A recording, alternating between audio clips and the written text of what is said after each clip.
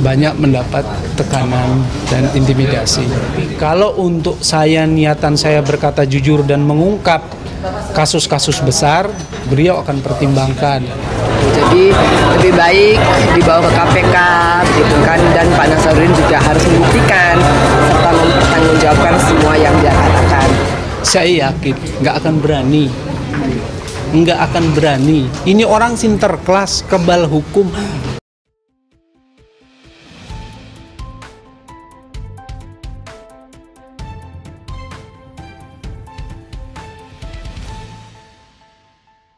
Mbak Enji itu berusaha tegar sih ya, berusaha tegar, berusaha kuat ya. Kadang dia cerita sambil kadang bercanda, entar nangis gitu ya, karena mungkin itulah cara beliau untuk kuat gitu ya, bahwa hati yang sedih bisa menyaksikan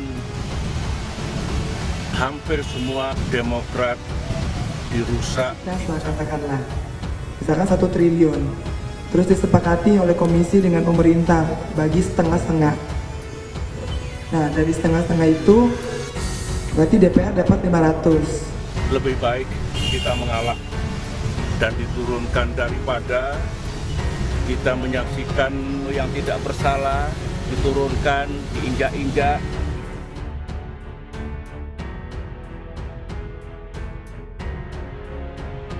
Terompet maut M. Nazarudin dari Angelina Sondag hingga Setnaf. Mantan Bendahara Umum Partai Demokrat atau PD M. Nazarudin bukan koruptor biasa. Dari mulutnya meluncur nama-nama yang terlibat korupsi anggaran di DPR, omongannya menjadi pintu masuk bagi penyidik meringkus koruptor di Senayan hingga di pemerintahan. Siapa saja mereka? Berikut nama-nama yang meringkuk di penjara usai M. Nazarudin meniup terompet maut soal bagi-bagi kue APBN. Sebagaimana dirangkum Detikcom pada Kamis 18 Juni 2020. Angelina Sondag. M. Nazarudin mengenalkan anak buahnya Mindo Rosalina Manulung dengan anggota Komisi 10 DPR Angelina Sondag pada Januari 2010. Nazarudin meminta Angelina memfasilitasi agar perusahaannya mendapatkan proyek. Hasilnya perusahaan Nazarudin mendapatkan proyek di berbagai perguruan tinggi. Hal itu atas pengaruh lobi Angelina Sondag selaku anggota DPR dari Partai Demokrat. Setelah M. Nazarudin ditangkap KPK, Angelina tidak berkutik. Mantan Putri Indonesia itu ikut duduk di kursi panas. MA menghukum Angelina Sondag 10 tahun penjara. Selain itu, aset Angie sebesar 15 miliar rupiah juga dirampas negara. Anas Urbaningrum. Selaku bendung Partai Demokrat, M. Nazarudin tidak mau meringkuk sendirian di jeruji besi. Ia meniup trompet bila Ketum Partai Demokrat Anas Urbaningrum juga ikut terlibat korupsi. Akhirnya Anas Urbaningrum divonis bersalah karena melakukan korupsi dan tindak pidana pencucian uang. Ia dihukum 14 tahun penjara, denda sebesar 5 miliar rupiah subsidiar 1 tahun, dan 4 bulan kurungan serta juga diwajibkan membayar uang pengganti sebesar 57 miliar 592 juta 330.580 rupiah kepada negara. Andi Malarangeng. M. Nazarudin juga mengenalkan anak buahnya Mindo Rosalina Manulang dengan Semenpora Wafid Muharram pada April 2010. Tujuannya agar perusahaannya lolos di berbagai proyek di Kemenpora. Menpora kala itu, Andi Malarangeng menerima lobi-lobi itu. Akhirnya perusahaan M. Nazarudin mendapatkan proyek.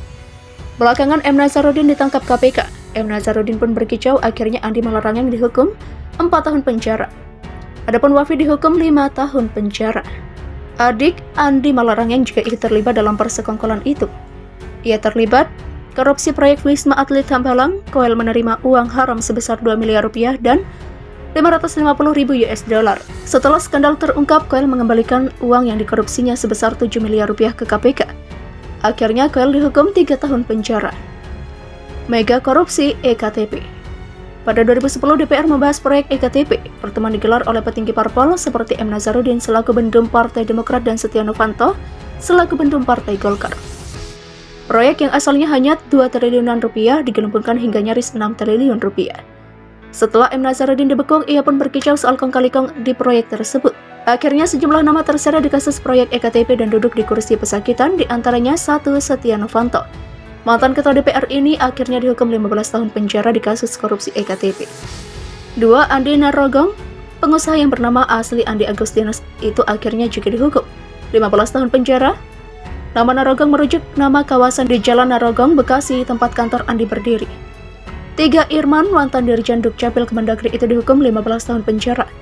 Empat Sugiharto, mantan pejabat pembuat komitmen atau PPK Kemendagri itu juga dihukum 15 tahun penjara. 5 Markus Nari, mantan anggota DPR itu dihukum 7 tahun penjara. Selain itu, Markus Nari diwajibkan mengembalikan uang proyek EKTP yang dikorupsinya sebesar 400.000 US dollar atau setara 5,6 miliar rupiah. Satu-satunya nama yang dilindungi M. Nazarudin adalah istrinya sendiri, Neneng Sri Wahyuni. Neneng sempat kabur tapi berhasil ditangkap KPK. Neneng dihukum 6 tahun penjara dan membayar uang pengganti 2,6 miliar rupiah.